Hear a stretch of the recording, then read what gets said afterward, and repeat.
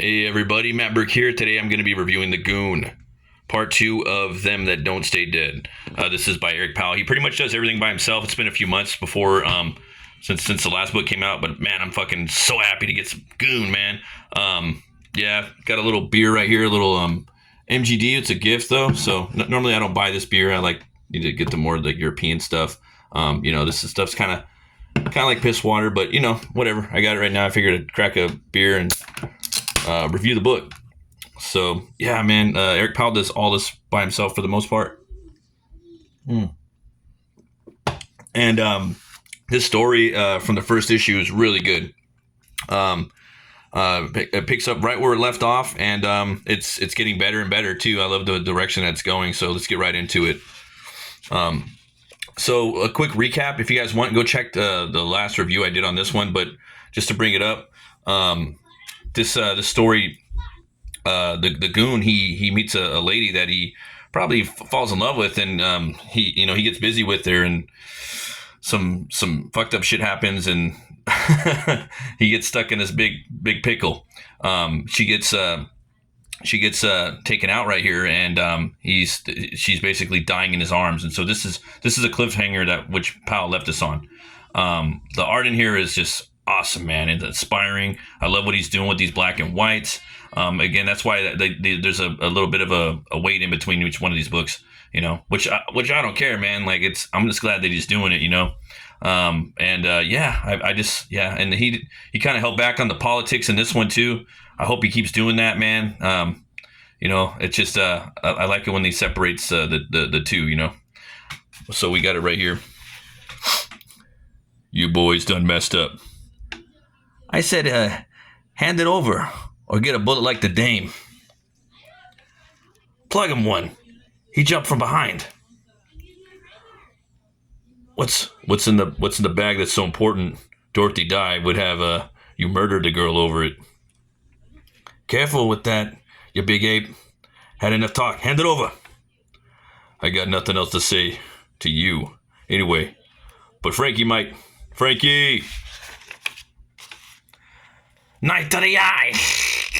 Blam, blam, blam, blam, blam. Beauty curry. He just knocks that dude's neck and spins it around. You have no idea what you've done. Miss Di does not suffer fools. Is that right?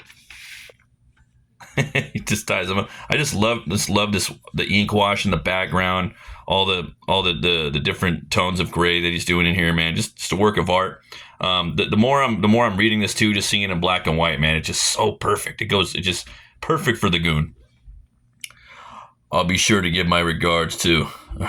I'll be sure to give Miss Di your regards. Sploosh, just throws them in there. Arrivederci, you douchey. Want to see what's in the bag? Oh, wow. They pull out this the face rotates, so you don't really know. It looks like something out of China. Looks like something out of Big Trouble in Little China. You guys haven't read Carpenter and Powell's sequel to Big Trouble in Little China? Man, you guys got to check that out. I got to have to do a review of that. I got that in the garage from years past. Excellent book. Excellent book. Give that one 2 horns way up.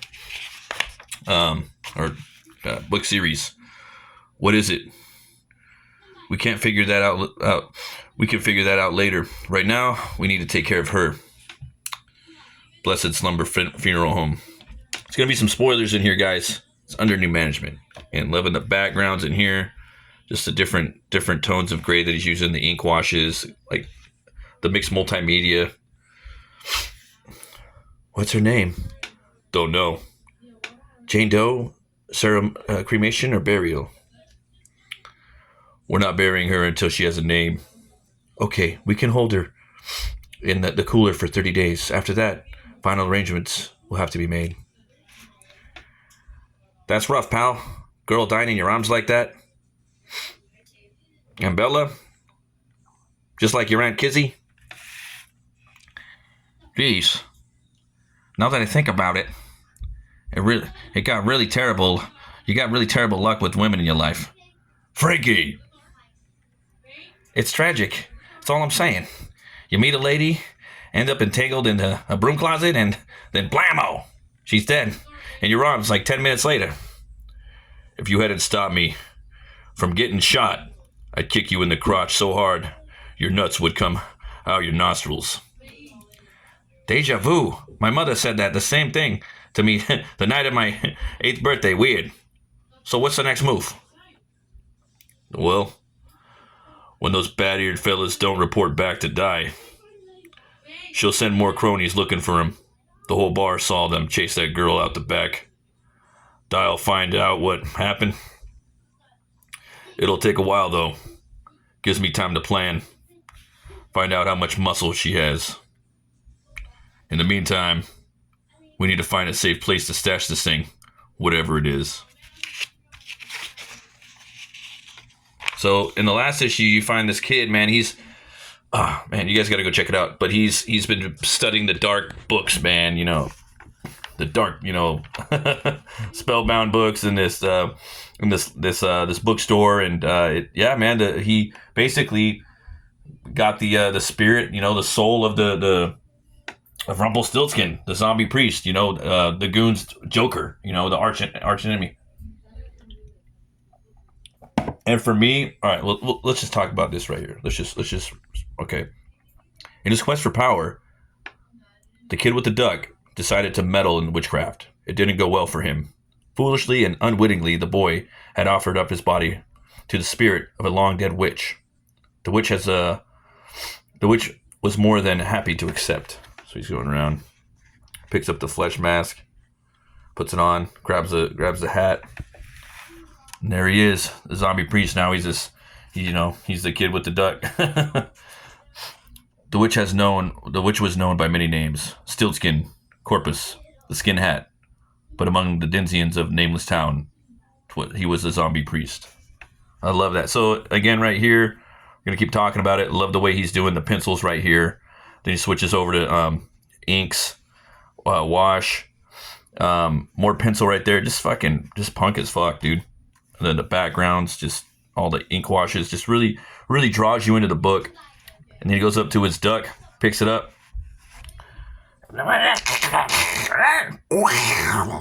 Brings it back. Still got it. Love it, man. Love it. When last the witch walked these streets, it was in the form of a weathered old man. This new body has considerably more tread on the tires, but hardly demand respect. First, he had to dress for a business. Luckily, a children's funeral outfitter was just around the corner. 6 feet wonder, children's mortuary wear. That is fucked up.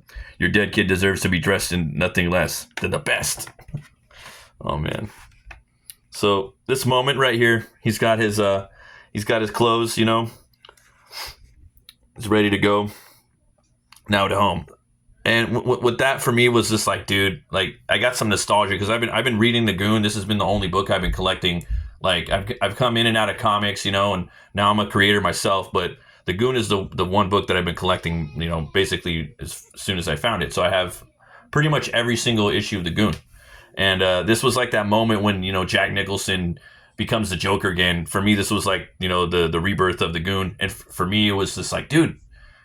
It's like, you know, it's also a great jumping on point for the Goon right now, dude. You're getting the old school, dude. You're getting old school characters coming back, but they have all that rich like history with them and lore and the arch, and they're just you know rich characters now, and it's just fun, man. It's just like nostalgia, bringing back the Goon. It's almost like he's doing it for the fans in a way, but probably not. He's probably just doing it for himself, but I don't know. It's cool. Hitting multiple birds with one stone. He's going to Lonely Street. What is this? He looks over. Everywhere he looked, he had a memory of what was. You know, Sweet's confessions, replaced by the now a somber realization that only the thing he ever contributed was destruction. The memory. See, right here, he's just doing pencils and inks for the flashbacks. Love it, man. Love the pencils. I love it when artists do pencils, dude, in their work, even if they're not doing flashbacks. It's cool, you know. There's a cool look to it. And the new reality. He wondered if any of these people remembered that he existed at all, with his selfish, pointless legacy so easily erased. Oh, this part's cool. My tower! Look what you've done! What is happening? What is going on? Keep it down out there, will you? You! They both at the same time. What are you doing in my tower? That's my home. What are you doing alive? I put a bullet in your head. And why are you so tiny? That's right. You shot me. I betrayed my own coven to help you. Remember me? Wait, help me? If I remember right, you were on the outs with them and looking for a way to save your own ass. You never would have defeated them without me. You replaced me with treachery. And you would have stepped right out into the void they left behind. You weren't going to change. You never gave me a chance. Maybe I didn't want to be a priest of the madness I was born into anymore. Maybe that's why I helped you. Did that ever cross your mind? Getting your eyes plucked out, abused, beaten and enslaved for your efforts kind of makes you rethink your life decisions, you know? So this right here, you could check it out, the Goon. So once upon a hard time. Then right here. Okay, you martyr. You telling me something? How'd you get back? How'd you get back here? I'm guessing somebody got hurt in the process. He asked for it. That's what I thought. Some fool opened the door, so I stepped through it. Don't you judge me. You have no idea what the afterlife is like for a witch that betrays their own coven. You would do anything to escape that torment. What's all this yelling about? Holy crap, it's itty bitty zombie priest. Justify it all you want. You betrayed me. All our alliances are off. Whatever comes next, it's on your head, traitor. Look at that stumpy guy go. Hate to say it, but he wasn't lying. Like you could trust that guy. He had a lifetime of being a grade-A jerk, and he got his comeuppance. Yeah, then why do I feel like I've done dirty? So this right here, he's going back to the bookstore. You know, he's getting his shit tight. Okay, the zombie priest is getting his shit tight. He's going around right now. He's gonna start recruiting. He's going down to the Goon's new racket. You know, the Goon set things up. Now it's time to break the Goon. You know what I mean? Now the Goon had his shit tight. Now it's time to break it. Okay, so that's what Pal's doing with the story. He's bringing back the zombie priest. He might be bringing back some other cats. I love this right here. If you guys don't know what this is a I would say it's like a little spin on Bob's Big Boy, and I know Bob's Big Boy pretty well. My grandma worked there, and so did my dad. My dad worked there in high school, and my grandma worked there too when they came over here from Michigan to Los Angeles. And it's funny too because Bob's Big Boy was a restaurant where they had this, this big boy out in front, this big fat kid, and he had a big hamburger on top. And the seniors would, as a prank, they would steal the Bob's Big Boy and they would take it and put it in the courtyard of the high school. That was always the senior ditch day prank. It's pretty funny. But yeah, guys, I'm not gonna spoil any more of this book. I give it 2 horns way up. I want to leave some more surprises for you. I want you guys to go out and buy this fucking book. And support Albatross. Eric Powell's doing a great job. I'm loving the direction that he's going with in this book. And we want him to make more, man. He's like a one-man army. So I mean, it's not easy to put out a comic book all by himself. You need that readership. You need people putting that money up front. Them That Don't Stay Dead, number 2 by Eric Powell, variant cover by Jim Mayford. So he's got an editor, Katie O'Brien, assistant editor, Misha Gear, designer, and then a digital art technician. So, it's really doing it all by himself, And go out and pick it up, guys. And there's some more books in here too. We also got to support our LCS guys. It's rough times right now. I really just go big on the indie books, to be honest with you. I know Dark Horse is kind of like mid-grade indie. But yeah, this book looks pretty dope. Monsters Are My Business by Cullen Bunn. Cullen Bunn from fucking Venom and, The Sixth Gun. That was one book that I never read. It's a fantasy horror western. I really wanted to check it out. It was kind of similar to the book I've been working on, Butch Cleaver. So I didn't want to read it. If I see things that are kind of tiptoeing around shit that I'm working on, I try to stay away from it for like 10 years, so I don't get any influences or what have you.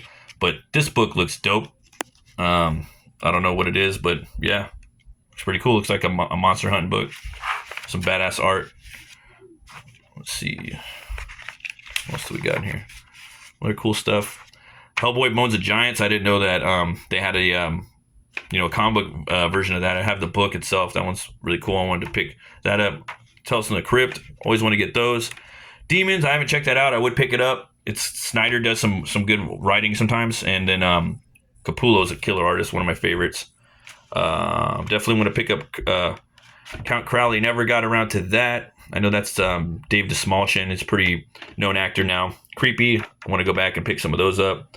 For the Gathering on Christmas. This is a book with a bunch of different artists and writers like Mike Mignola, Eric Powell, Becky Cloonan, James Herron. So you got the goods on there. That's a good thing to read on Christmas, right? Christmas Day is some scary shit. What is Christmas Carol? To me, that's a horror story. For some, I think it is too, but it's a cautionary tale. Witcher, I never got into The Witcher. I'm more into Elric. And this looks fucking cool too. Operation Sunshine. Sorry. The vampire story goes for the heart and jugular on every turn. Operation Sunshine. Looks like they're in a swamp, and you got like this you got this vampire, and then you got this it almost looks like a bat squatch, dude, or like a cross between kind of like a cross between the Sasquatch and a Swamp Man or something. I don't know. It looks fucking dope though, and I guess it's from New York Times best-selling host of the hit the last podcast on the left. Okay, I might have to check out that shit. But yeah, I don't know. This one looks kind of interesting too. Yeah, Dark Horse has some cool looking books. I'm just looking for artists though, man, that aren't using fucking 3D rendered shit all the time. So Grindel, definitely gonna go pick up this new Grindel stuff. Matt Wagner and Brendan Wagner's son, man, they're killing it. I've been seeing some of the images on that. He's been killing it on Twitter right now. He's been dropping artwork every fucking day. Matt Wagner, just different stuff throughout different medias and all kinds of stuff, man. And I can't wait for him and Callie's Dracula book, man. They're gonna launch another 3, so that's awesome. If you guys want, you can check out the interview I did with them on my channel for Dracula. It's in the live section. And yeah, thanks folks for stopping by. Pick up the Goon. Them That Don't Stay Dead, #2. Always remember to be bold, be brave, and roll the bones to know your role. I'll see you guys later, and stay fucking metal.